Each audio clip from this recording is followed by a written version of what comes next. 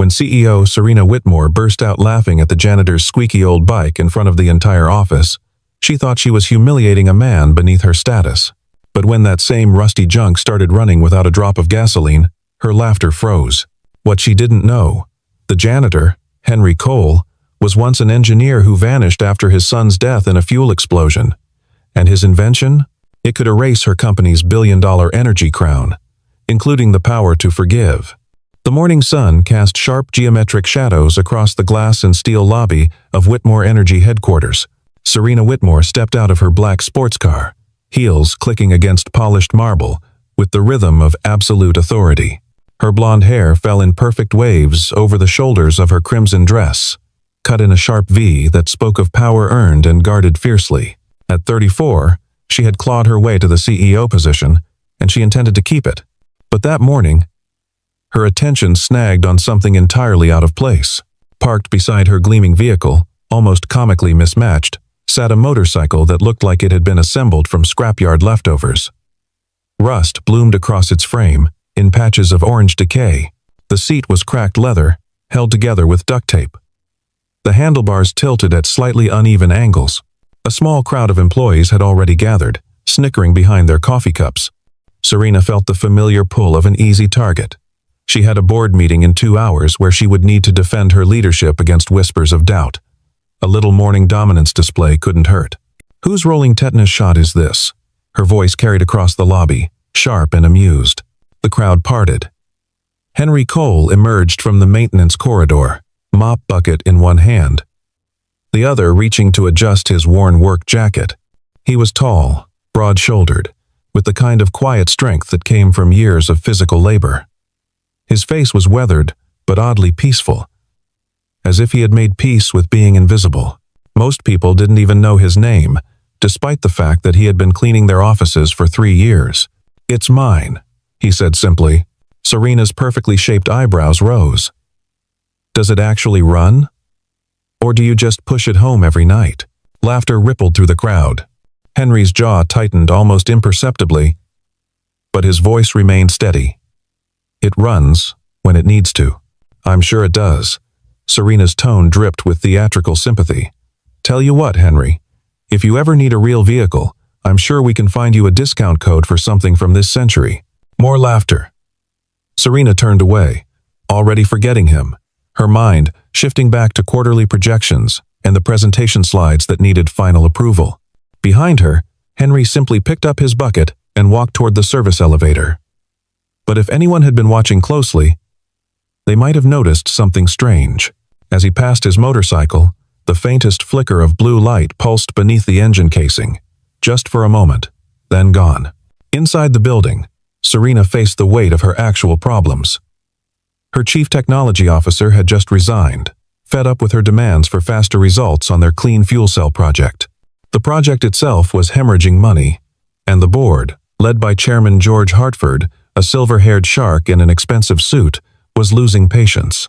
They had given her until the World Energy Expo in 4 weeks to produce something revolutionary, something that would justify the company's bloated valuation and her 7-figure salary. Vivian Chen, the head of public relations, caught her in the hallway outside the boardroom.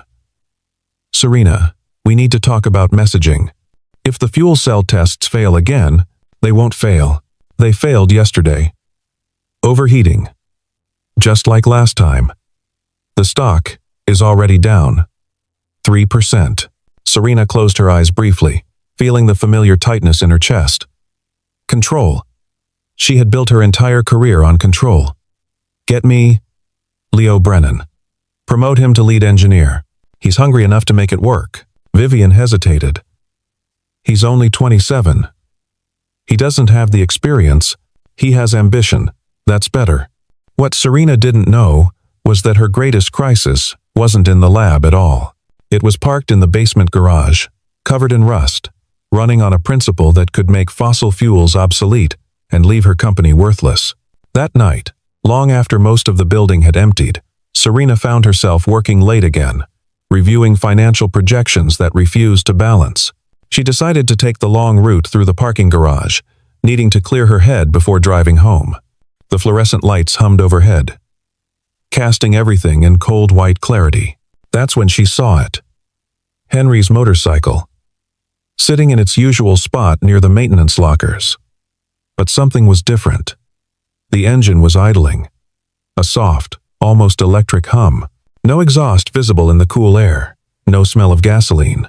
And strangest of all, the fuel cap was sealed shut with what looked like a custom metal plate. No way to add gas. Serena moved closer, her curiosity overriding her contempt. She crouched down, her dress pulling tight across her knees, and peered at the engine. There were tubes, clear tubes, running from what looked like a small water reservoir into a compression chamber covered with hand-machined seals. The blue light she had glimpsed that morning was there again, pulsing faintly from within the engine block. Looking for something? She straightened so fast she nearly lost her balance. Henry stood 10 feet away, a maintenance toolkit in his hand. His expression was unreadable. "Your bike is running," Serena said, trying to recover her composure. "Without fuel." "I have fuel." "Where?" "That cap is welded shut." Henry walked past her and touched something on the handlebar. The engine note changed, smoothing out into an even deeper hum. Then he reached beneath the seat, pulled out a plastic bottle of ordinary tap water, and poured it slowly into a small reservoir near the rear wheel. The blue light intensified. The engine responded immediately, running stronger. Serena felt her heart begin to race, not with fear, with recognition, with hunger. "What is that?" she whispered. "Water," Henry said. "Distilled through a thermal separation process, the system breaks it down, recaptures the energy, and converts it to kinetic force. No combustion, no emissions. That's impossible. It's chemistry. And physics. And about 1,000 hours of trial and error." He shut the reservoir cap and met her eyes for the first time with something other than resignation. "It works. It's safe. And it's not for sale." Serena's mind was already racing ahead, calculating market value, patent potential, the expression on George's face when she rolled this into the expo presentation. "Everything's for sale, Henry. The question is price." "No," he said quietly. "The question is purpose." He picked up his toolkit and walked toward the exit, leaving her standing there beside an invention that could change the world. Or destroy it, depending on whose hands it fell into. Serena didn't sleep that night. By morning, she had made her decision. She found Henry in the break room on the 3rd floor, microwaving instant coffee in a chipped mug. The other janitors gave her strange looks as she approached. CEOs didn't visit the service break room. "Walk with me," she said. To his credit, Henry didn't flinch. He simply followed her to the executive elevator, then up to the rooftop garden, a glass-enclosed greenhouse where the board sometimes held informal meetings among imported ferns and orchids. Up here, the city spread out below them like a circuit board of light and ambition. "I want to partner with you," Serena said without preamble. "Your water engine. My infrastructure. We could change the energy sector completely." Henry was quiet for a long moment, looking out over the city. "Why would I trust you?" "Because I'm being honest about what I want. Power. Recognition. Success. But I'm also practical. Your invention sitting in a garage helps no one. With my resources, we could scale it. Clean energy for communities that need it most. Under your patents, your control, under a partnership, you keep creative oversight. I handle manufacturing, distribution, regulatory approval." She softened her voice deliberately. "Henry, I know I was cruel yesterday. I'm sorry. I judge people too quickly. But I see now what you've built, and I want to help you give it to the world." It was a good speech. She almost believed it herself. Henry turned to face her. "If I do this, there are conditions. Full safety reviews before any production. Transparent licensing. Priority access for low-income communities. And I maintain final approval over any design changes." "Agreed," Serena said immediately. Too quickly, perhaps. But Henry seemed to accept it. They shook hands. His grip was calloused, strong, and oddly sad.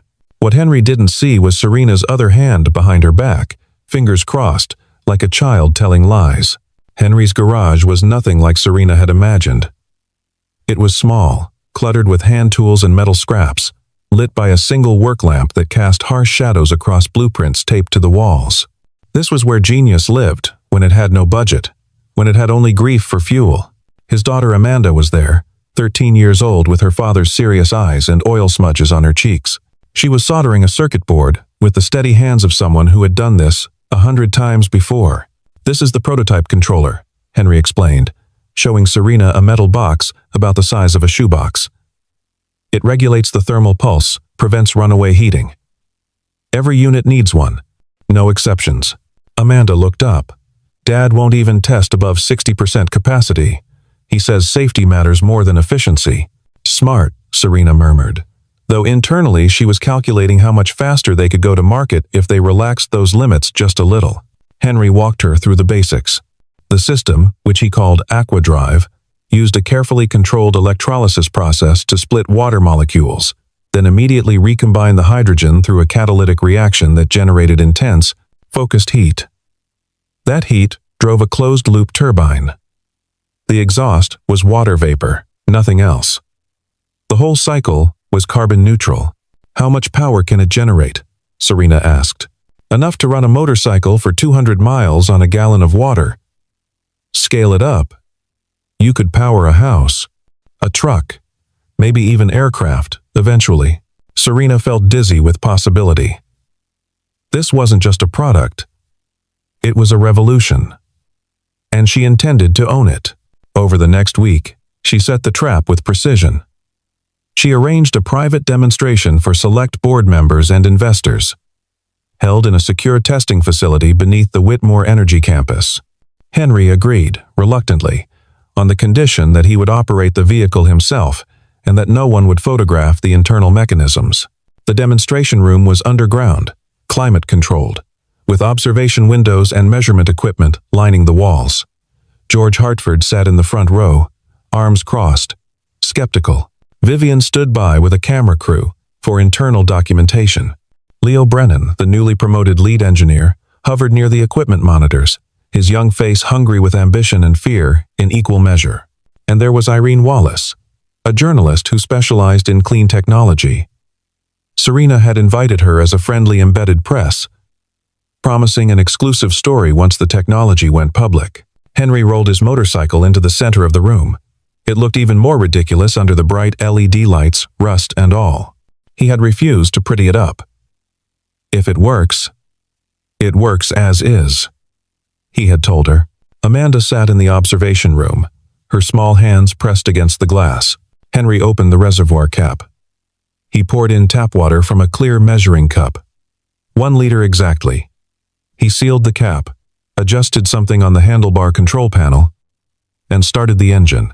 The sound was like nothing anyone had heard before. A deep, thrumming hum.